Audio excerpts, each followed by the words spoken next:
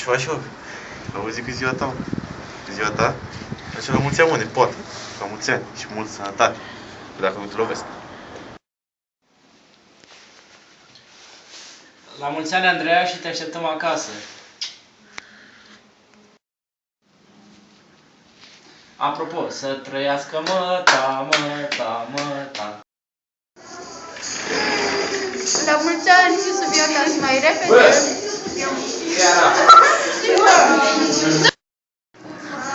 Stai că mai scris. La mulți ani, Andreea, aștept să vii aici pe 26 decembrie, dacă nu știu. Mergem să o seară, cred, vorbim live vreau 3 zile. Și vreau să vii aici, să te îmbrățișez și să-ți dau castane și să-ți spun cât de mult mi-a fost dor de tine. La mulți ani. La mulți ani, Junior! Să fii sănătoasă! Zi-mă și tu ceva lui Andreea. Cât de ai? Hă? Cât de ai? Azi. Azi? Da. Azi? Mâine, mă, pe 19. Serios, la mulți ani, Andreea, nu știam. Ce știu că oprești. Ce bețiv. Ce faci, Andreea? Să trăiască măta! La mulți ani! Gata!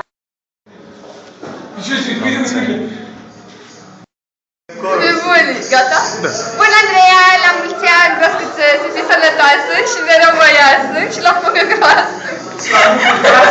Fugă! Stai să-mi aduc aminte la el. Mulți ani trăiască, mulți ani trăiască, mulți ani trăiască. Cine să trăiască, cine să trăiască, măta să trăiască. Unde fugi? Zi! Andreea să trăiască. Andreea să trăiască. Ce trist e dărul ăsta. Zi și vă nu să-ți trăiască. Zi?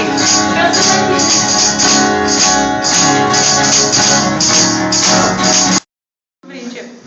La mulți ani, Andreea, multă sănătate, să fii acasă. Bravo! La mulți ani. Vino mai de acasă, te aștept. La mulți ani. Sunteți la mulți ani?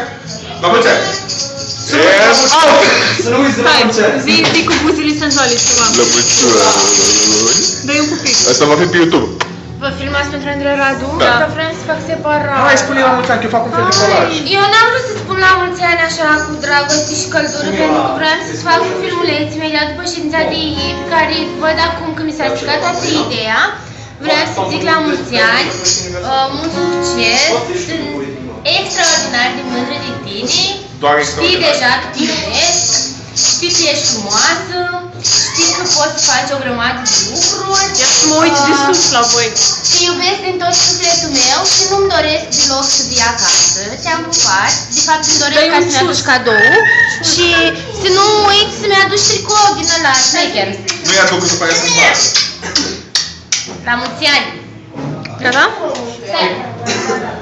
Andreea, mult succes la interviu, pentru că știu că l-ai eu acum.